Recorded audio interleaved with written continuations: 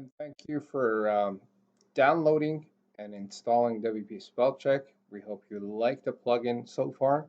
In this tutorial, I'm going to go over fixing your spelling errors found on different parts of your website. So this here is on our Pro version, which has more options than our base version. I'm going to go over numbers here and show you how to work with the results. So once you run a scan, you can run a scan on the entire site or different parts of your website as you would like.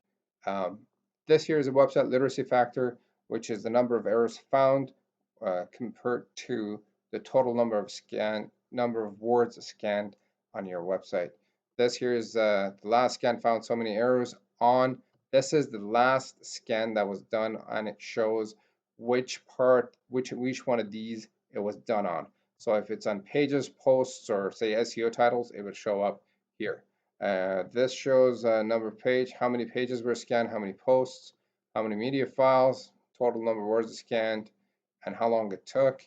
This here shows whether a scan is running here or not. So when a scan is done, the page automatically reloads and when it's done.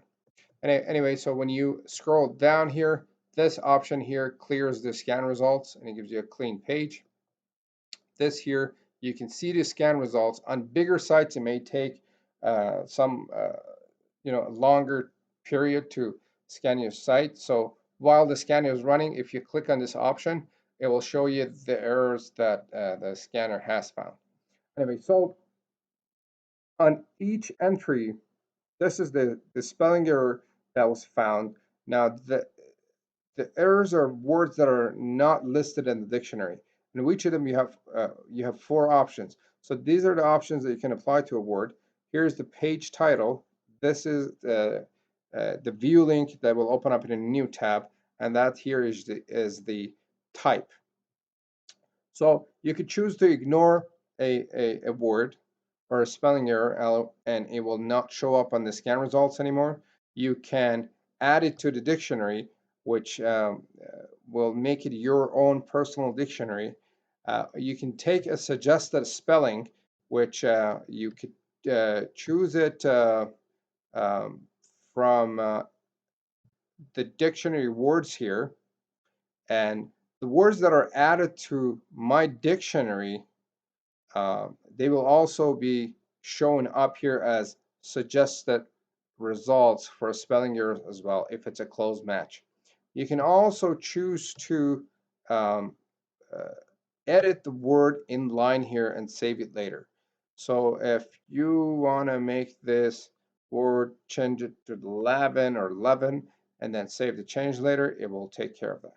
Now, if you, for each word, if you decide to say ignore this word, now there's 3 repetitions of this word, you should only ignore it once unless you want to make a suggested a spelling or edit it for each page, which it will do that. Now let's say I want to ignore this one, add this word to the list, right? Then let's say I'd like to add this word to dictionary. These short codes that show up here, these are short codes that are shown on the HTML output of your page, which shows that that short code is not working or the plugin that is creating that short code is deactivated. So it allows you to go fix the content of your pages. For example, we have some old pages here that we were using easy contact forms, and that plugin is stopped updating it and supporting it. So we deactivated the plugin, and that's why these short codes are showing up on the HTML output. So it's showing up on the page when somebody's visiting the page. You should go visit that page and fix that short code or activate the plugin that is creating it. Anyway, when you're done with that, we have 2 save buttons, one here on top of the page and another one at the bottom. You hit save all changes, and what it will do is it will save all the different changes that you've done to different words on your website.